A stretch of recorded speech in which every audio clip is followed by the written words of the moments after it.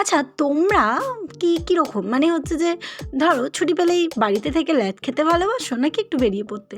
I am the ল্যাদখোর number 1, ঠিক আছে? কিন্তু ইন দিস টাইম যখন আমি ব্লগ করা শুরু করেছি এবং এটাকে বাই প্রফেশন না নিলেও মানে একটা শখ বা ভালো লাগায় পরিণত হয়ে গেছে, তখন আমার জাস্ট বাড়ি থাকা, ছুটি থাকলে বাড়ি থাকা মানে ওফ সো বোরিং, ঠিক আছে? সেই জন্য বেরিয়ে পড়েছিলাম একটু টুক করে কোথায় ঘুরে আসা যায়। সার্চ মারলাম, দেখলাম যে যাওয়া পসিবল যেটা তাড়াতাড়ি।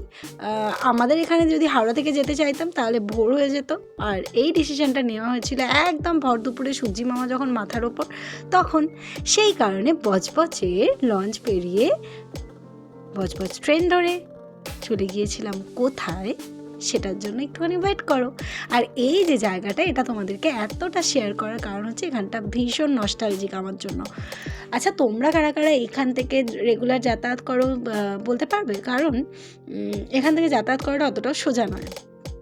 ওইটুকু রাস্তা পেরোনোর জন্য আমার খালি মনে হতো কাশ এখান থেকে একটা ব্রিজ থাকতো, হুশ করে চলে যেতাম, কিংবা হাওড়া ব্রিজের মতো একটা ব্রিজ থাকতো, হেঁটে হেঁটে পার হওয়া যেত। মানে ওইটুকু মানে একটা রিভার কতখানি কমিউনিকেশান গ্যাপ এনে দেয়, সেটাই আর কি বলার চেষ্টা করছিলাম আর কি।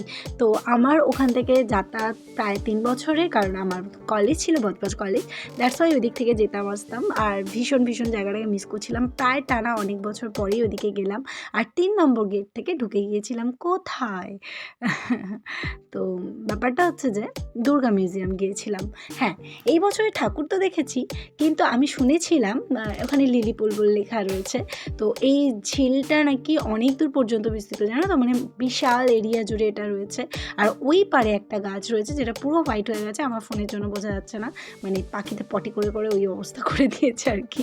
তো জায়গাটা ভীষণ সুন্দর ছিল। মানে ওখানে বিকেলবেলা হয়ে গিয়েছিল পৌঁছাতে, আর ফেরার অনেক তাড়া ছিল, যার কারণে আমরা তাড়াতাড়ি করে মানে আমি দেখছিলাম যে কোথায় কী রয়েছে, কীরকম কী ঘুরে নিচ্ছিলাম। আর এত হেঁটেছি ওই দিনকে, নয় করে 1,500 পা আমি হেঁটেছি। ওয়াচটা ছিল আমার হাতে, যখন বাড়ি ফিরলাম তখন অলরেডি আমার ওয়াচ আমাকে জানান দিচ্ছিল 2,000 পা হাঁটা হয়ে গেছে। তার মানে ভাবো আমরা কতটা হেঁটেছি।